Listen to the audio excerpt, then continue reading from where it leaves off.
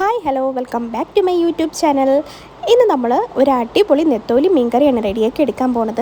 സാധാരണ മീൻകറി വെക്കുന്നതിൽ നിന്നും കുറച്ച് ഡിഫറെൻ്റ് ആയിട്ടാണ് കേട്ടോ ഈ ഒരു മീൻകറി റെഡിയാക്കി എടുക്കുന്നത്. വളരെ ഈസി ആയിട്ടും പെട്ടെന്ന് നമുക്ക് ഈ ഒരു മീൻകറി റെഡിയാക്കി എടുക്കാൻ പറ്റും. അപ്പോൾ പെട്ടെന്ന് തന്നെ നമുക്ക് ഈ റെസിപ്പിയിലേക്ക് പോവാം. ഇത് 1/2 കിലോയോളം നെത്തോലിയാണ് കേട്ടോ. അപ്പോൾ അതൊന്ന് നമുക്ക് നന്നായിട്ട് ക്ലീൻ ചെയ്ത് എടുക്കാം. ഇപ്പം മാർക്കറ്റിൽ ധാരാളം നെത്തോലി കിട്ടുന്ന ഒരു സമയമാണ്. അപ്പോൾ തീർച്ചയായിട്ടും നിങ്ങൾ നെത്തോലി മേടിച്ചിട്ട് ഈ ഒരു റെസിപ്പി ട്രൈ ചെയ്ത് നോക്കാം. നെത്തോലി എല്ലാം നന്നായിട്ട് ക്ലീൻ ചെയ്ത് കഴുകി എടുത്ത് വെച്ചിട്ടുണ്ട്. ഇനി നമുക്ക് മീൻകറി റെഡിയാക്കുന്നതിലേക്ക് പോകാം. മീൻകറിക്ക് വേണ്ടി ഞാനൊരു മൺചട്ടി എടുത്തിട്ടുണ്ട്. അതിലേക്ക് ഒരു 3 ടേബിൾ സ്പൂണോളം വെളിച്ചെണ്ണ ഒഴിച്ചു കൊടുത്തിട്ടുണ്ട്.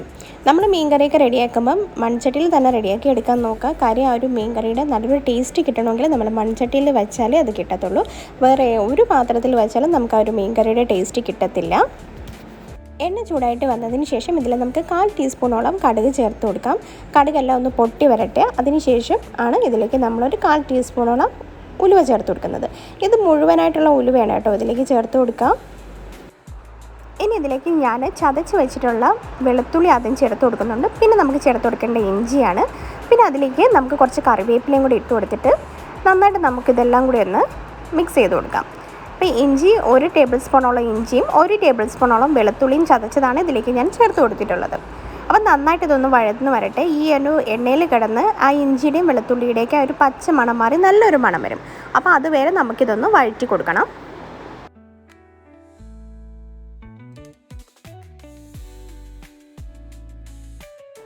ഇഞ്ചിയും വെളുത്തുള്ളിയും ഏകദേശം നന്നായിട്ട് വഴന്ന് വന്നിട്ടുണ്ട്. ഇതിലേക്ക് ഞാനൊരു 15ഓളം കൊച്ചുള്ളി ചതച്ചെടുത്തിട്ടുള്ളതാണ് ചേർത്ത് കൊടുക്കാൻ പോകുന്നത്. പിന്നെ നമുക്കിതിലേക്ക് അതുപോലെ തന്നെ ചതച്ചിട്ടുള്ള 2 പച്ചമുളകും കൂടെ ഞാൻ ചേർത്ത് കൊടുക്കുന്നുണ്ട്. കാര്യം നമ്മളെല്ലാം ഇതിലേക്ക് ചതച്ചാണ് ചേർത്ത് കൊടുക്കുന്ന. ഈ ഒരു മീൻകറിക്ക് ഒരു പ്രത്യേക ടേസ്റ്റ് കിട്ടാൻ നമ്മൾ ഇതേപോലെ ഒന്ന് ചതച്ച് ചേർത്ത് കൊടുക്കുന്നത് വളരെ നല്ലതാണ്. അപ്പോൾ നന്നായിട്ടൊന്ന് വഴന്ന് വരണം. ഈ ഒരു കൊച്ചുള്ളി ഒന്ന് മൂത്തൊന്ന് വരണം. അപ്പോൾ അതിനായിട്ട് നന്നായിട്ട് വഴറ്റി കൊടുക്കാം. പിന്നെ ഇതിലേക്ക് നമുക്ക് ചേർത്ത് കൊടുക്കേണ്ടത് തക്കാളിയാണ്. 1 തക്കാളി ഞാൻ ഇതിലേക്ക് ചേർത്ത് കൊടുക്കുന്നുണ്ട്. ഇനി ഇതെല്ലാം നമുക്ക് നന്നായിട്ടൊന്ന് വഴറ്റി കൊടുക്കാം. ഒരുപാടങ്ങ് വഴന്നു പോകണ്ട. എന്നാലും നമ്മളുടെ ഈ ചേർത്ത് കൊടുത്തിട്ടുള്ള എല്ലാ സാധനങ്ങളുടെയും പച്ചമണം ഒന്ന് മാറി കിട്ടി വരണം. പിന്നെ ഇതിലേക്ക് ഞാനൊരു 1/4 ടീസ്പൂണോളം മഞ്ഞൾപ്പൊടി ചേർത്ത് കൊടുക്കുന്നുണ്ട്. 1 ടേബിൾ സ്പൂണോളം മുളക് പൊടി ചേർത്ത് കൊടുക്കുന്നുണ്ട്. 1.5 ടേബിൾ സ്പൂണോളം മല്ലിപ്പൊടിയും ചേർത്ത് കൊടുത്തിട്ടുണ്ട്. എന്നിട്ട് നമുക്കിതെല്ലാം ഒന്ന് മിക്സ് ചെയ്ത് കൊടുത്ത് നന്നായിട്ടൊന്ന് വഴറ്റിയെടുക്കാം. ഇപ്പോൾ നമ്മൾ ഈ ചേർത്ത് കൊടുത്ത പൊടികളുടെ പച്ചമണം ഒന്ന് മാറി വരട്ടെ. അതുവരെ നമുക്കൊന്ന് വെയിറ്റ് ചെയ്യാം. നമ്മൾ ചേർത്ത് കൊടുത്ത ആ പൊടികളുടെ പച്ചമണമെല്ലാം ഒന്ന് മാറി വന്നതിന് ശേഷം ഇതിലേക്ക് നമ്മൾ കുടംപുളിയാണ് ചേർത്ത് കൊടുക്കുന്നത്.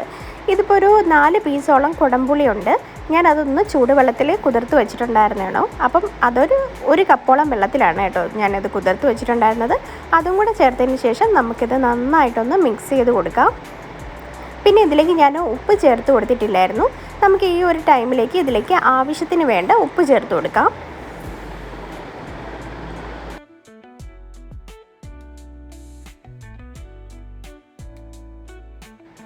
ഇപ്പം നമ്മൾ മീൻകറിക്ക് വേണ്ടിയിട്ടുള്ള എല്ലാ മസാലയും എല്ലാം നമ്മളിതിലേക്ക് ചേർത്ത് കൊടുത്തിട്ടുണ്ട്. എന്നിട്ട് നന്നായിട്ടൊന്ന് മിക്സ് ചെയ്ത് കൊടുത്ത് ഈ ഒരു അരപ്പ് നന്നായിട്ട് തിളച്ച് വരണം. അപ്പോൾ അതിനായിട്ട് ഫ്ലെയിം നന്നായിട്ട് കൂട്ടി വെച്ചിട്ട് അടപ്പ് വെച്ച് അടച്ച് നമുക്ക് ഈ അരപ്പൊന്ന് നന്നായിട്ട് തിളപ്പിച്ചെടുക്കാം.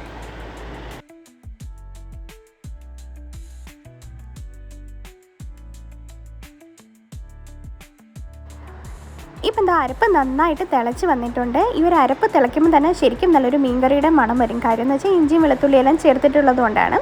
ഇനി നമുക്കിതിലേക്ക് കഴുകി വൃത്തിയാക്കി വെച്ചിരിക്കുന്ന നെത്തോലി ചേർക്കാം.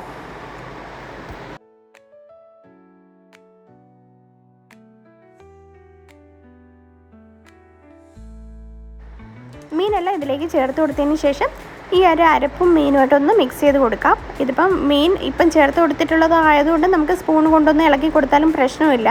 വെന്തതിന് ശേഷം ഒരുപാട് സ്പൂൺ ഇട്ട് ഇങ്ങനെ ഇളക്കി കൊടുക്കാതിരുന്നാൽ മതി. അതിനുശേഷം അടച്ച് വെച്ച് അരപ്പ് നന്നായിട്ടൊന്ന് തിളപ്പിച്ചെടുക്കാം. ഇതിപ്പം അരപ്പ് ഒന്ന് തിളച്ച് തുടങ്ങിയിട്ടുണ്ട്. അപ്പോൾ ഒന്നും കൂടി ഒന്ന് മിക്സ് ചെയ്ത് കൊടുക്കുക. ഇതിനിടയിൽ ഒന്ന് ഉപ്പ് നോക്കുക. ഉപ്പ് കുറവാണെന്നുണ്ടെങ്കിൽ നിങ്ങൾക്ക് ഉപ്പ് ഇതിലേക്ക് ചേർത്ത് കൊടുക്കാം. അടച്ചു വെച്ച് ഞാൻ ഒന്നും കൂടെ നന്നായിട്ട് തിളപ്പിച്ചെടുക്കുന്നതിന് കാര്യം ചാറൊന്ന് വറ്റി കിട്ടാൻ വേണ്ടിയിട്ടാണ്. അപ്പം അടച്ചു വെച്ച് നമുക്ക് തിളപ്പിച്ചെടുക്കാം. ഇതിപ്പോൾ എന്താ അരപ്പ് നന്നായിട്ട് കുറുകി നല്ല ഒരു മീൻകറിയുടെ മണമൊക്കെ വരുന്നുണ്ട്. അപ്പം ഇത്രയേ ഉള്ളൂ. വളരെ സിമ്പിളായിട്ടും നല്ല ടേസ്റ്റി ആയിട്ട് നമുക്ക് മീൻകറി ഇതുപോലെ റെഡിയാക്കി എടുക്കാം. തേങ്ങ അരച്ചുണ്ടാക്കുന്ന മീൻകറിയേക്കാളും നല്ല ടേസ്റ്റാണ് കേട്ടോ ഈ ഒരു മീൻകറി. അതുമല്ല വളരെ പെട്ടെന്ന് ഒരു 10-15 മിനിറ്റിനകം വെച്ച് നമുക്ക് ഈ ഒരു മീൻകറി റെഡിയാക്കി എടുക്കാം. അവസാനം നമുക്കിതിലേക്ക് കുറച്ച് കറിവേപ്പിലയും കൂടി ചേർത്ത് കൊടുക്കാം. ഞാൻ ഓൾറെഡി നേരത്തെ കറിവേപ്പില ചേർത്ത് കൊടുത്തിട്ടുണ്ട്. കറിവേപ്പില എത്ര ചേർത്ത് കൊടുത്താലും മീൻകറിക്ക് നല്ല ടേസ്റ്റ് ആയിരിക്കും. അപ്പോൾ ഇത്രയേ ഉള്ളൂ. വളരെ ഈസി ആയിട്ടും വളരെ ടേസ്റ്റി ആയിട്ടും നമുക്ക് വീട്ടിൽ ചെയ്തെടുക്കാൻ പറ്റുന്ന ഒരു മീൻകറിയാണ്. നെത്തോലിയൊക്കെ കിട്ടുന്ന ടൈമിൽ നിങ്ങൾ എന്തായാലും ഇതൊന്ന് ട്രൈ ചെയ്ത് നോക്കാം. Thanks for watching video.